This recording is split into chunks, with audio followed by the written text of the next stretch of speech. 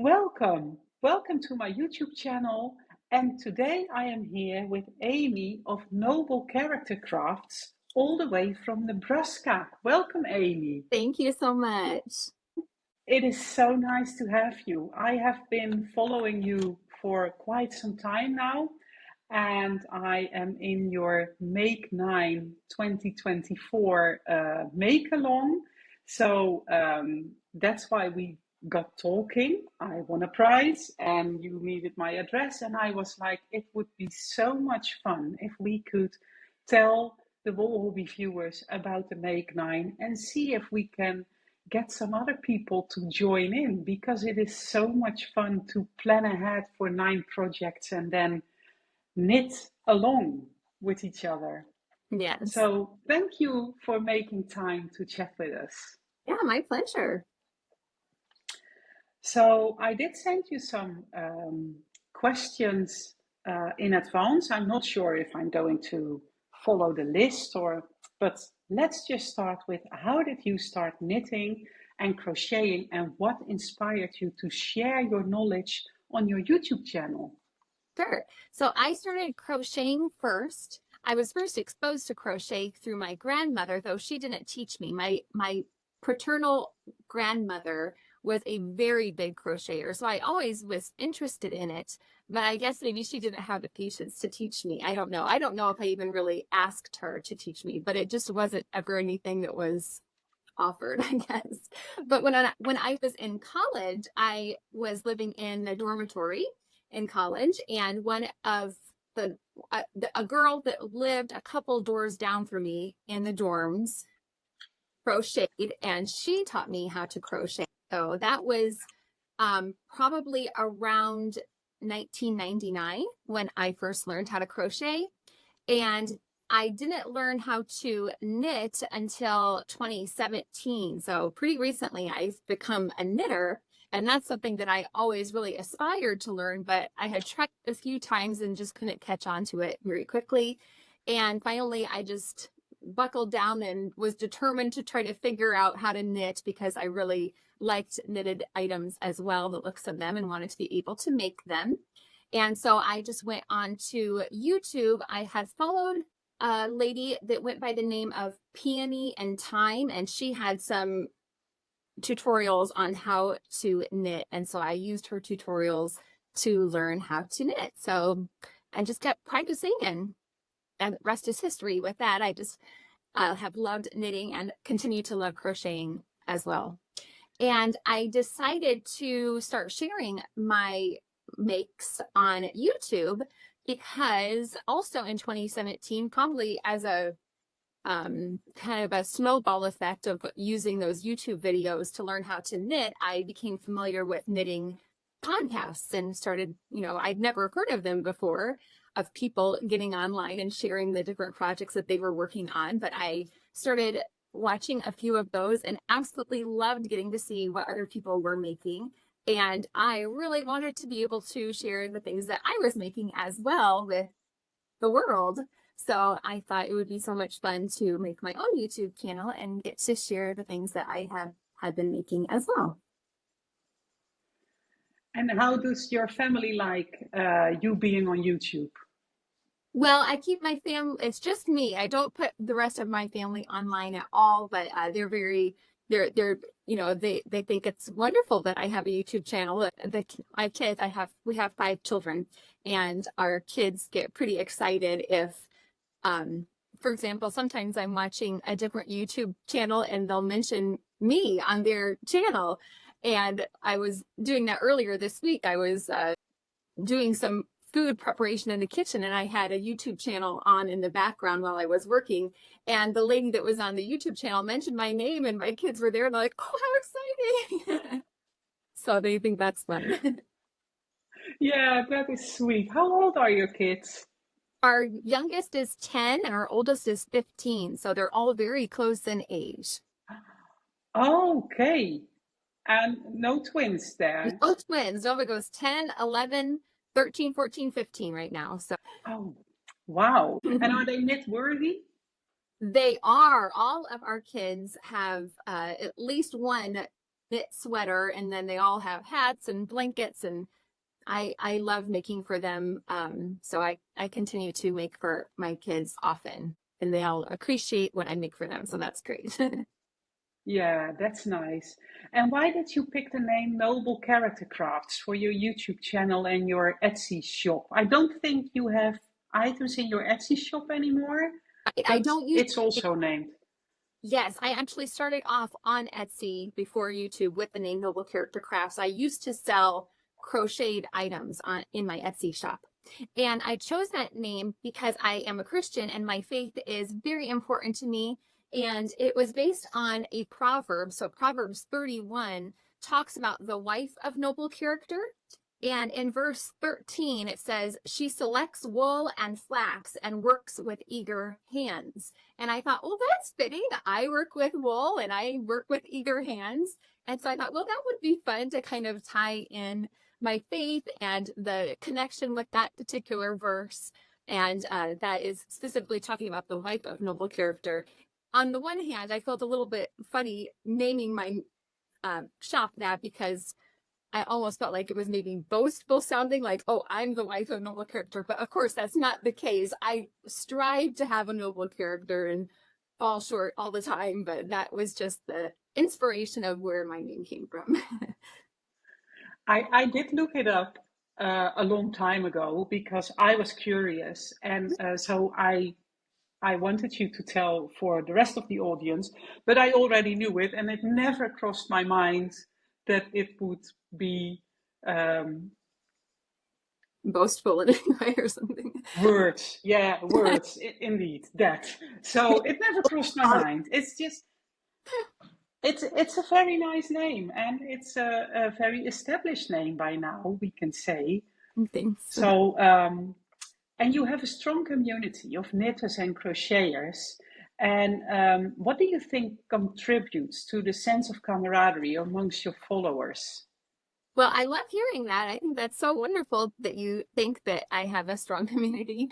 I suppose the amount of time that I've been publishing videos on YouTube makes a big difference. I've been doing this also since 2017.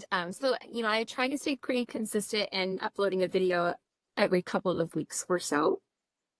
The Makenine Mal that I do each year also contributes to the community effect, I think. And I don't do a whole lot to help with the community building, I don't think, besides just putting out a video and hosting this Mal that I do each year. But there is a wonderful group of people that consistently watch my videos and comment on them. And that is so rewarding to continue to see the people that enjoy watching my videos. So Yeah, well, we can put everything out there, but if no one's watching, then it's not a point. So it is always nice to see your community grow. And how many years have you been doing the Make Nine? I meant to look that up ahead of time and I didn't get around to it, but it's been at least 4 years, but I can't quite remember. I'm sorry. Well, it's the first time I'm in your Make Nine. I have been trying other years, but this year, well, Rins Knits, one of the Dutch knitters, she was talking about it, and that made me go look. And then I decided, well, what can possibly go wrong? Let's do 9 projects. I do want to know, some people have gotten confused thinking that since I host this Make Along, that I'm the one that came up with the Make Mine challenge, but I did not. It was Home Row Fiber Co., I think. I think it's Home Row something was the person who initially came up with the Make 9 challenge. So that was not my idea. I've just done a Make Along to go along with that challenge. So. Yeah, and it is so nice to share it as a group each year. So, I don't know when it started, but it is nice that you just take the effort to call people in and have them think about their Make Nine. That is so nice. And is it a lot of work if you are going to organize this Make Nine each year? Do you have like a same way of working each year? Is it a lot of work? What steps do you have to take before you can start this? Sure. No, it's not a lot of work. I really don't have to do a whole lot. I just talk about it on my video. I do offer the service of helping people that don't know how to make a Make9 grid, where you take 9 pictures and arrange them in a grid. Sometimes people that aren't familiar with how to do that online, that's really hard for them to do. So I do offer to help people make their grid. So they can just let me know which patterns they want to put on their Make9 board, and then I can make that for them and send it to them in an attachment through Instagram direct messagings. But other than that, it's an, you know, I just talk about it on my YouTube channel, and I like to send out prizes every so often. So that's all it takes. Yes, you are a big prize fairy. You have a lot of prizes to send out each. So as so many people have blessed me with lots of yarn goodies that I get to use to send out to those that take part in the Make Along. Yes, that's really nice. And it's so nice that the whole Noble Character Craft posse is just jumping in and sending you prizes for the Make9. So that is so nice. I could never do it on my own, so it's wonderful to have the community of Noble Character Crafts helping out with that for sure. Yes. Are there challenges that you have faced as a creator, and how did you overcome them? Just as a creator in general, or with my YouTube channel specifically, or? Well, both. Okay. Well, challenges as a creator, I don't know. I mean, there's been new techniques that I've had to learn along the way, but I really like a challenge. So I don't shy away from that. I really enjoy learning new skills and challenging myself. So, you know, whenever I first learned how to do color work, for example, that was a huge struggle. Of course, learning how to knit in the first place was a huge struggle. And it's very similar, I think, whenever you learn a new skill, but it just takes, of course, practice, but it's fun to see the progress that you can make when you just keep at it. So as far as having a YouTube channel, you know, having 5 kids, when I first started doing my YouTube channel, our kids were, of course, younger, and so that was a little bit a challenge. I still have to edit my videos quite a lot to make sure that I you know, cut out all the interruptions that I might get during a video. But as the kids are aging, they are much more independent, of course, and so I can let them know, okay, I'm going to record now, so can you try to be quiet for a little while until I'm done? So that's, you know, convenient to have them be more independent in that way. I also don't have, well, YouTube sometimes takes a really, really long time to upload, and maybe you also have that issue, Linda. So sometimes I end up going to my local library to upload my videos because their internet connection must just be a lot better than what I have here at our home. So if I'm having trouble uploading, if it's on over 24 hours and it's still not uploaded, then I usually go to our library to upload my videos. That is a really long time. I've never had 24 hours, but it does take a long time indeed. Yeah. YouTube is a valuable platform for sharing your knowledge and building communities. And what do you think makes Noble Character Crafts stand out as to the other YouTube channels out there? Well, I don't know if I really stand out a lot from others. I do a lot of the same things that other knitting and crocheting channels do. You know, I'm not doing anything earth-shattering over here, but I do, well, I guess the Make9 Make Along is different. I don't think there's anybody else that does anything specifically like that. And I also really, my favorite thing to make are crocheted baby blankets. And so I'm constantly working on a baby blanket, it seems like. And I suppose that maybe sets me apart. I don't suppose as many people make baby blankets as I do, but it's just something that I really enjoy. And your hats, of course, your alternated Musselburgh hats. Yes. So I think you have a very high output. I wish I could knit that fast. I try to knit whenever I can, or crochet. Yeah, me too, but I'm still not that far. I think a lot of people look at me like, wow, she's a fast knitter. But I'm, well, somewhere in between, I think. Every time when you upload a video, I am in awe about all the hats and the blankets and all the granny projects that are just growing and growing. That is really nice to see. And I think that is one of the main reasons why your community keeps growing. Well, because of you, of course. If I think of Amy Noble Character Crafts, I just hear changed something in the pattern, and I think that is so nice for knitters and crocheters to hear, that you can just always change something in the pattern. Why not just do it the way you like it best? Exactly. Yes. That's the joy of making your own things. You can do what you want. Yes, that's true. What advice would you give to aspiring knitters and crocheters who are looking to improve their skills and connect with others in the community? Well, like I said, it's a challenge. So if people are out there to improve their skills, go for it. Just, if there's something that you really aspire to be able to learn, there is always a YouTube tutorial out there to help you learn. Probably a dozen different YouTube channels or tutorials to help you with a specific technique that you need to learn.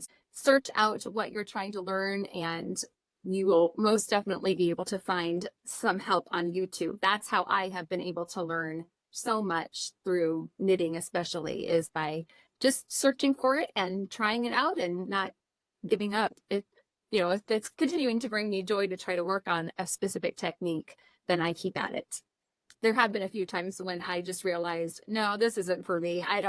For example, earlier, maybe this year, I can't remember, but I was trying to make a pair of gloves and I was not enjoying the process of knitting fingers for the gloves, and I gave it up. I was not interested in that challenge and I left it.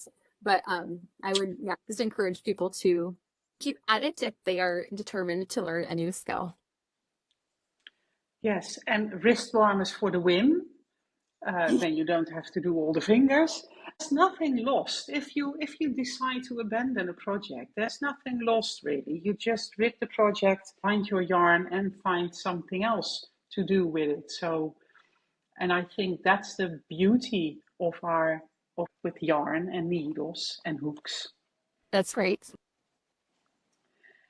And beyond YouTube, do you have any other creative endeavors or projects in the works that you'd like to share with us? Well, I share all of my knitting, crocheting, and if I ever do any sewing or cross stitching, which isn't as often, but if I ever have any creative things like that, I'm always sharing it on my channel. But beyond that, I love to bake. So I enjoy making homemade bread and rolls and goodies for our family. But beyond that, there's not too much more I do, I don't think. We do have a couple of flocks of chickens on our farm, and we're currently incubating some eggs. So that's an exciting new adventure that we're taking on. So we'll see how that goes. Yeah. And you say farm, do you have like a farm out in the country with cows and pigs and We do have land. So we do have a farm place, but the only livestock that we have are chickens. And then we have some farm cat dog. So we don't have any major, life. But we really appreciate being able to live on this land. And then we do have some farmland as well that is farmed with corn and soybeans each year. So. Okay. Knitting and crocheting is often seen as therapeutic and relaxing activities. How do you incorporate mindfulness and self-care into your crafting routine? Do you follow a certain pattern, or do you just pick up whatever you feel like? Typically, I just pick up whatever I feel like. It is really important for me to set aside time every day to work on my knitting and my crocheting. So I wake up pretty early every morning so that I have at least an hour to work on my projects before the kids get up and we start our day. I homeschool our children as well. So we get our day started about 8 o'clock in the morning. So I always get up about 5 o'clock in the morning. So I have plenty of time to get ready in the morning before we get started. And during the homeschooling, do you do some crafting as well, or? I always have a project with me, but the amount of work that I get done on the project that I have in hand during school is very, very minimal. So I get interrupted, of course. I mean, I'm there to help the kids, and so I am always, helping them. The amount of time that I have to actually stitch on anything is yeah, very little. But I always have a project with me just in case I have 5 minutes here or there to work on it. Yeah, that's the way to get things finished, right? Right. And are your children into any yarny craftiness? Well, I have taught my three youngest. My two oldest boys are not interested in knitting or crocheting in any way. They enjoy the things I make for them, like I said, but they don't want to do it themselves. I've taught my three youngest how to both knit and crochet. The only one that's really taken to it is my youngest, and he really has enjoyed crocheting. In fact, I have one of his projects here because he wants me to share it on my contest that I'm going to record next. And he likes to do his own thing too, like me. He's making a blanket. And so this is how it's coming. It's a little bit roughly, so I'm not sure exactly what he's doing. And he's kind of made up his own stitch pattern here too, going in between the rows. So that's kind of interesting, making a neat pattern. But he's 10 years old and he just is enjoying being creative. So that's super fun. I love to see him trying his own thing, and he likes to do things out of the box as well. So that's really fun to see. Like his mom, and really nice. And I think it's a shame that I don't know how it is in the United States, but here in the Netherlands, crafting is not really a big part in education anymore. Just in certain schools, but it is different than when I was young. I learned to knit and crochet in school, and I also learned from my grandmother, but I think it's very important to teach the children how to work with their hands. Yeah, I think that's another benefit that I have in being a homeschooling mom, is that I get to incorporate that. But no, I have never heard of knitting or crocheting being incorporated into schooling here in the States. I have only heard about that in European countries. So I think that's really cool that that is still a part of some school systems in Europe. But unfortunately, no. Even when I was in junior high, I took a home economics class where we learned how to bake and sew. But we never learned anything like knitting or crocheting. And I don't know why not, because I think that would have been amazing. Yeah, and like I said, it's so important for children to learn how to make things. I think it's pretty important to teach them something about slow fashion and appreciate the time it takes to make things and the time and effort it takes to, well, go from sheep to sweater, for example. Yes. What is the favorite pattern you ever made? That was a tricky question for me to think about, of course, because I like lots of different patterns.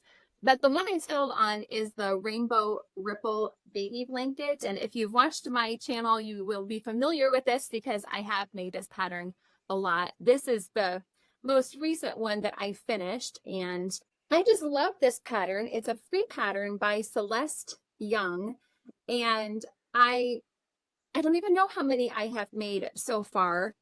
But I really enjoy the pattern.